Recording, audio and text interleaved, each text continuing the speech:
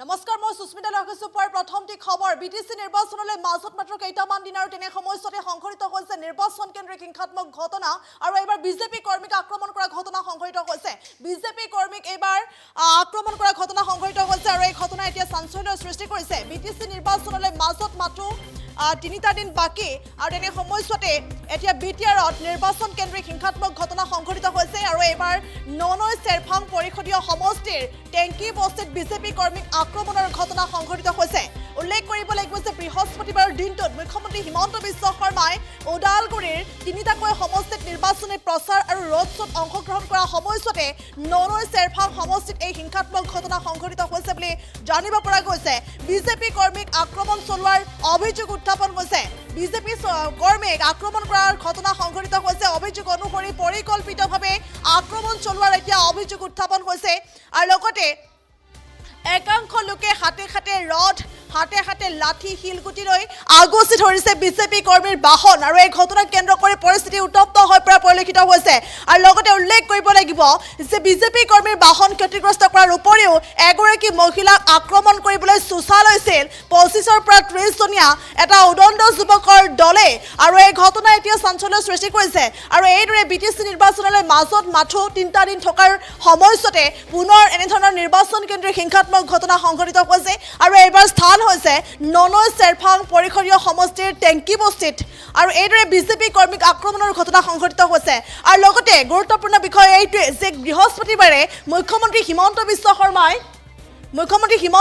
শৰ্মাই ওদালগুৰিৰ তিনিটাকৈ সমষ্টিত নিৰ্বাচনী প্ৰচাৰ আৰু ৰোড শ্ব'ত অংশগ্ৰহণ কৰিছিল আৰু ৰোড শ্ব'ত অংশগ্ৰহণ কৰাৰ সময়তে এনেধৰণৰ নিৰ্বাচন কেন্দ্ৰিক হিংসাত্মক ঘটনা সংঘটিত হোৱাৰ হৈছে বুলি জানিব পৰা গৈছে আৰু বিজেপি কৰ্মীক আক্ৰমণ কৰাৰ ঘটনা সংঘটিত হৈছে আৰু লগতে অতি পৰিকল্পিতভাৱে এই আক্ৰমণ চলোৱাৰ এতিয়া গুৰুতৰ অভিযোগ উত্থাপন হৈছে একাংশ লোকে হাতে হাতে ৰড লাঠি শিলগুটি লৈ বিজেপি কৰ্মীৰ বাহন আগচি ধৰাৰ অভিযোগ উত্থাপন হৈছে আৰু সমান্তৰালকৈ বিজেপি কৰ্মীৰ বাহন ক্ষতিগ্ৰস্ত কৰাৰ উপৰিও এগৰাকী মহিলাক আক্ৰমণ কৰিবলৈ চুচা লৈছিল 25ৰ পৰা 30 জনীয়া এটা উদণ্ড যুৱকৰ দলে আৰু এই ঘটনাৰ পাছতে এতিয়া হাহাকাৰ পৰিস্থিতি বিৰাজ কৰা পৰিলক্ষিত হৈছে আৰু লগতে উল্লেখ কৰিব লাগিব যে বিজেপিৰ প্ৰাৰ্থী সঞ্জিত তাঁতীৰ হৈ নিৰ্বাচনী প্ৰচাৰ চলাবলৈ যোৱা অৰ্জুন চেত্ৰীৰ AS01 EB3504 নম্বৰৰ আৰ্টিকা বাহনখনৰ ভাঙি চুৰমাৰ কৰাৰ এতিয়া অভিযোগ উত্থাপন হৈছে আৰু লগতে ননৈ চেৰফাং পৰিষদীয় সমষ্টিৰ ডিমাকুচি আৰক্ষী থানাৰ অন্তৰ্গত টেংকি বস্তিত এই ঘটনা সংঘটিত হৈছে বুলি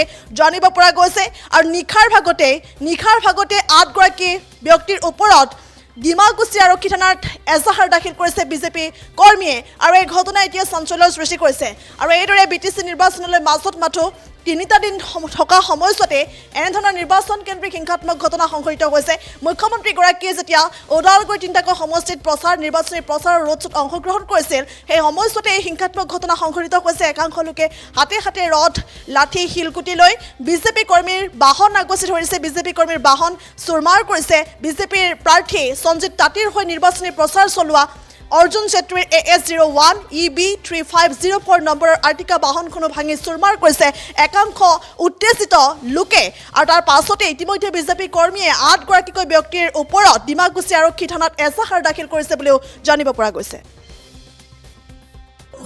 আজি আমি ভোলাটাৰ 1 নম্বৰ ভোলাটাৰত নিৰ্বাচনী সভা কৰি নেক্সট আমাৰ নিৰ্বাচনী সভা আছিলে টেংকি বস্তিত আমি গৈ আছিলোঁ অন দা ৱে নদীখন পাৰ হ'ব লাগে নদীখন পাৰ হৈ ঠিক আমি ৰাস্তা পাম আৰু ভাল ৰাস্তা তাত কেইজনমান যুৱক প্ৰায় 20-25 জনীয়া দলৰ যুৱক ৰৈ আছে আমাৰ ৰাস্তা বন্ধ কৰিলে মোৰ ফ্ৰণ্টত আছিলে আমাৰ এজনী কৰ্মকৰ্তা বাইদেউ এজনী তেখেতৰ গাড়ীক ৰখাই ফেলে অকণমান মিছবিহেভ কৰিলে আৰু ইয়াত ক'লে যে আপোনালোকে যদি বিজেপি দলৰ হয় আপোনালোকে ইয়াত নিৰ্বাচনী প্ৰচাৰ কৰিব এই গাঁৱত যাব নালাগে কি কাৰণত নালাগে কিবা তৰ্কা বিতৰ্ক হ'ল তাৰপিছত ঠিক আছে আমি নাযাওঁ বুলি আমি যেতিয়া উভতি আহি থাকোঁতে এটা চক আছে যি চকৰ পৰা আমি লেফ্টে ল'লে আমি এখন মানে মেইন ৰাস্তাত আহি পাম জাষ্ট লেফ্ট লোৱাৰ লগে লগে তেখেতসকলে আমাৰ ওপৰত আক্ৰমণ কৰিলে ৰডেৰে শিলেৰে আক্ৰমণ কৰিলে যেতিয়া আক্ৰমণ কৰিলে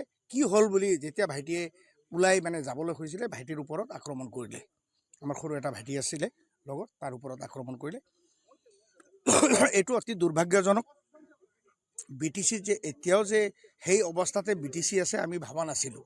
আমি ভাবিছিলোঁ যে BTC ডেভেলপ হ'ল, BTC সুন্দৰভাৱে আগুৱাই গৈ আছে।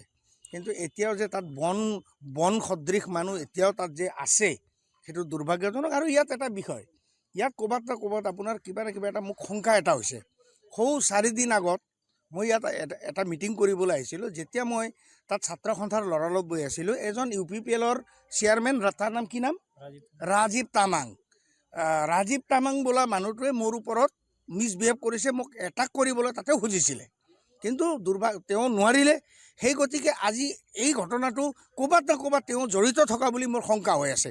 আৰু ইয়াত কেৱল তেওঁ জড়িত নহয়, ইয়াত বহুত দূৰলৈকে তাৰ আছে। আৰু ইয়াত কি কাৰণত এই ঘটনাটো হৈছে সেইটো মই অকণমান উমান পাই আছোঁ। অনাগত দিনত যদি সেই কথাটো যদি প্ৰমাণিত হয়, আপোনালোকক মিডিয়াক সকলোকে মাতি সেইজন মানুহৰ মই মুখা খুলিম। নিশ্চয় ৰাজনৈতিক দলটো 100% জড়িত আছে। যিহেতু ৰাজীৱ তামাং এটা UPPLৰ চেয়াৰমেন হয়, ইয়াতো ৰাজনৈতিক দল 100% আছে। আৰু তাত UPPL, BPF আৰু TMCৰ সমৰ্থক আছে। আৰু ক'ৰবাত না ক'ৰবাত ইয়াত কিছু আৰু অন্য ব্যক্তিও থকা যেন আমি আমাৰ ডাউট এটা হৈ আছে। সেইটো আমি নিশ্চয় পৰীক্ষা কৰিম। আমি সেইটো লৈ পেলাই আমি এক্সামাইন কৰিম। কৰাৰ পিছত যদি কিবা তেনেকুৱা ওলায় আপোনালোকক আমি নিশ্চয় জনাম। নহয়, আজি চাওক, আমাক তেওঁ সকলে বাধা দিলে। বাধা দিয়াতে অ'কে, তোমালোকে বাধা দিছা, নকৰোঁ। চাওক, এইখন গণতন্ত্ৰ দেশ হয়। গণতন্ত্ৰ দেশত যিকোনো দলৰ, সৰু ডাঙৰ যিকোনো দলক নিজৰ যিখিনি আমি দলীয় হিচাপে আমি কি কৰিম অনাগত, সেইটো ৰাজ্যক আমাৰ চবৰে অধিকাৰ আছে। সেইটো আপোনাৰো আছে, আমাৰো আছে, তেখেতসকলৰো আছে। কিন্তু আমি আমাৰ অধিকাৰ সাব্যস্ত কৰিব যাতে তেখেতসকলে বাধা দিলে, তেখেতসকলৰ বাধা আমি মানি ল'লোঁ। কিন্তু খেদি আহি যে আমাক আক্ৰমণ কৰাটো, এইটো ক'ৰবাত না ক'ৰবাত কোনোবা জড়িত আছে, নিশ্চয় জড়িত আছে। ইয়াত মোৰ গাড়ী ভাঙিছে, যথেষ্ট ক্ষতিসাধন কৰিছে, আৰু মোৰ লগত থকা ল'ৰা এজনক এটেক কৰিছে। আৰু এই বাইদেউজনীক যেনেকুৱা ধৰণে এজন মানে লেডিছক যি ধৰণে তেখেতসকলে মিছবিহেভ কৰিছে, সেইটো অতি দুৰ্ভাগ্যজনক। আৰু তেখেতসকলৰ যিজন আকা বা নেতৃত্ব, তেখেতসকলে গম পাইছে যে এইখন নুনাই চেৰপাঙত BJP দলে অলৰেডি জিকিব। আৰু BJP ৰাষ্ট্ৰীয় দলৰ উত্থানত BTCত সৰু দল যিবিলাক আছে সেইবিলাক শংকিত হৈ এইবোৰ ঘটনাত জড়িত হৈছে। আমি গম পোৱা মতে আজি ওদালগুৰিৰ বিভিন্ন জেগাত এনেকুৱা ঘটনা হৈছে। সেইটো কি কাৰণত হৈছে? তাৰমানে ইয়াত BJPয়ে চৰকাৰ বনাই আছে BTCত। সেইকাৰণে সেইবোৰ দলে এইবোৰ ঘটনা কৰিবলৈ তেখেতসকলে কুণ্ঠাবোধ কৰা নাই। এইটো 100% পূৰ্ব। যিকোনো খবৰৰ বাবে যোগাযোগ কৰক 7099017330 লগতে 7099017330